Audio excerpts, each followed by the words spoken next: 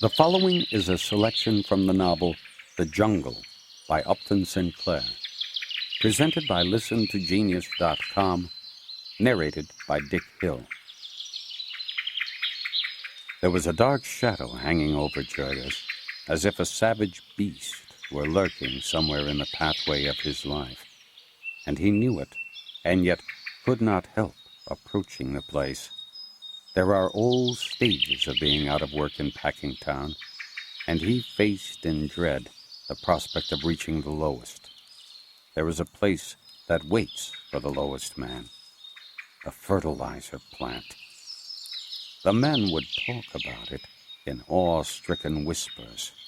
Not more than 1 in 10 had ever really tried it. The other 9 had contented themselves with hearsay evidence and a peep through the door. There were some things worse than even starving to death. They would ask Jurgis if he had worked there yet, and if he meant to, and Jurgis would debate the matter with himself.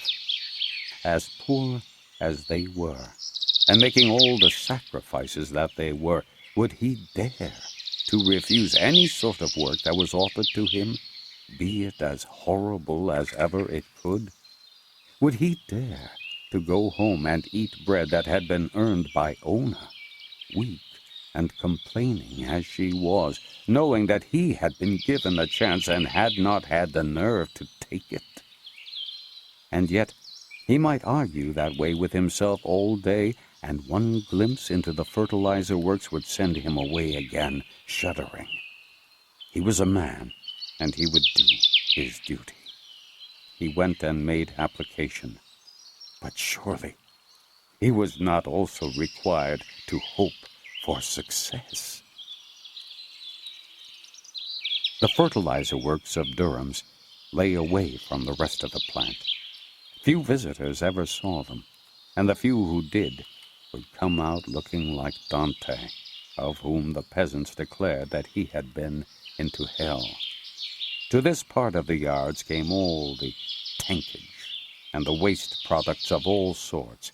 Here they dried out the bones, and in suffocating cellars where the daylight never came, you might see men and women and children bending over whirling machines and sawing bits of bone into all sorts of shapes, breathing their lungs full of the fine dust and doomed to die, every one of them, within a certain definite time. Here they made the blood into albumin, and made other foul-smelling things into things still more foul-smelling. In the corridors and caverns where it was done, you might lose yourself as in the great caves of Kentucky.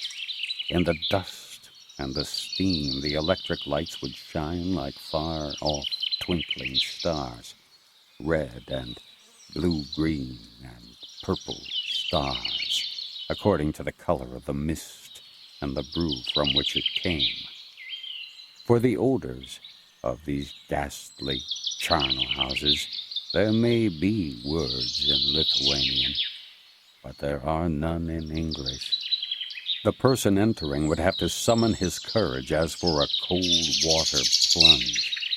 He would go in like a man swimming underwater. He would put his handkerchief over his face and begin to cough and choke. And then, if he were still obstinate, he would find his head beginning to ring, and the veins in his forehead to throb, until finally he would be assailed by an overpowering blast of ammonia fumes and would turn and run for his life and come out half-dazed. On top of this were the rooms where they dried the tankage, the mass of brown, stringy stuff that was left after the waste portions of the carcasses had had the lard and tallow dried out of them. This dried material they would then grind to a fine powder, and after they had mixed it up well with a mysterious but inoffensive brown rock which they brought in and ground up by the hundreds of carloads for that purpose, the substance was ready to be put into bags and sent out to the world as any one of 100 different brands of standard bone phosphate. And then the farmer in Maine or California or Texas would buy this at, say, $25 a ton and plant it with his corn. And for several days after the operation, the fields would have a strong odor, and the farmer and his wagon and the very horses that had hauled it would all have it, too. In Packingtown, the fertilizer is pure instead of being a flavoring. And instead of a ton or so spread out on several acres under the open sky, there are hundreds and thousands of tons of it in one building, heaped here and there in haystack piles, covering the floor several inches deep and filling the air with a choking dust that becomes a blinding sandstorm when the wind stirs. It was to this building that Jurgis came daily, as if dragged by an unseen hand. The month of May was an exceptionally cool one, and his secret prayers were granted. But early in June there came a record-breaking hot spell, and after that there were men wanted in the fertilizer mill. The boss of the grinding room had come to know Jurgis by this time, and had marked him for a likely man. And so when he came to the door about 2 o'clock this breathless, hot day, he felt a sudden spasm of pain shoot through him. The boss beckoned to him.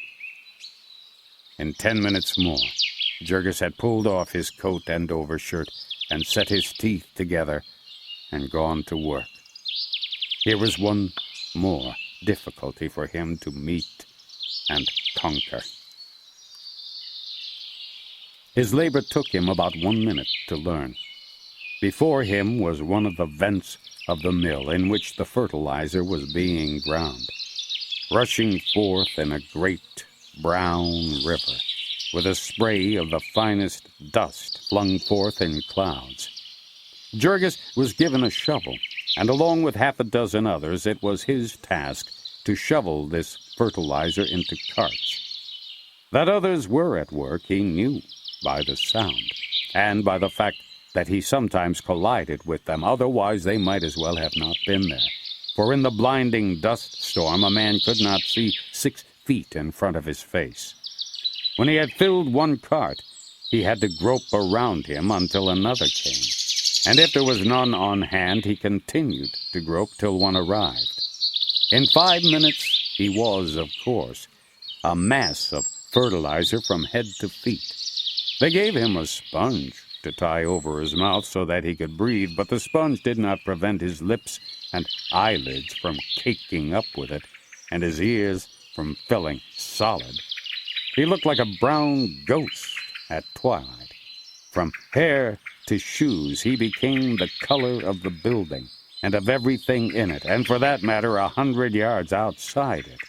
The building had to be left open, and when the wind blew, Durham and Company lost a great deal of fertilizer.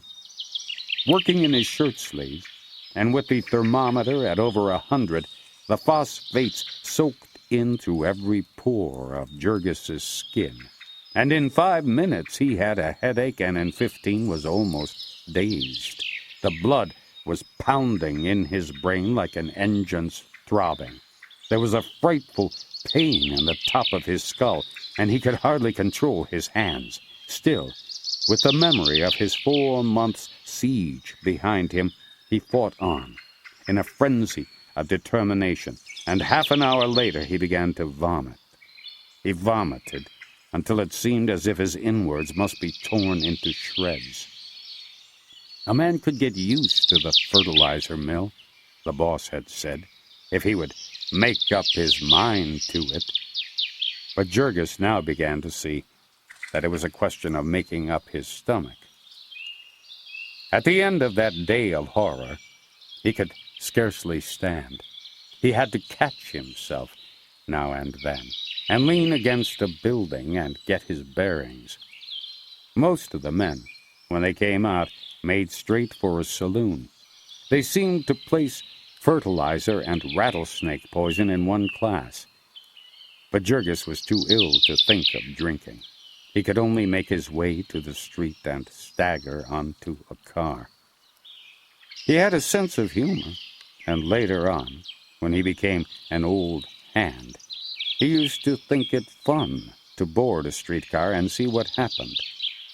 Now, however, he was too ill to notice it, how the people in the car began to gasp and sputter, to put their handkerchiefs to their noses and transfix him with furious glances. Jurgis only knew that a man in front of him immediately got up and gave him a seat, and that half a minute later the two people on each side of him got up, and that in a full minute the crowded car was nearly empty, those passengers who could not get room on the platform having gotten out to walk. Of course, Jurgis had made his home a miniature fertilizer mill a minute after entering. The stuff was half an inch deep in his skin. His whole system was full of it, and it would have taken a week not merely of scrubbing but of vigorous exercise to get it out of him. As it was, he could be compared with nothing known to men, save that newest discovery of the savants, a substance which emits energy for an unlimited time without being itself in the least diminished in power. He smelled so that he made all the food at the table taste and set the whole family to vomiting. For himself, it was 3 days before he could keep anything upon his stomach.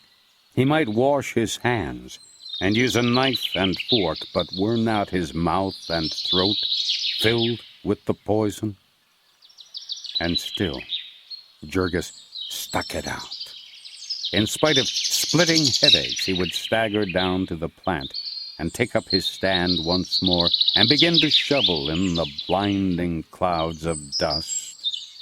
And so at the end of the week, he was a fertilizer man for life. He was able to eat again, and though his head never stopped aching, it ceased to be so bad that he could not work. This is Dick Hill for ListenToGenius.com. Thank you for listening. This audio program is copyrighted by Redwood Audiobooks. Permission is granted to download for personal use only, not for distribution or commercial use.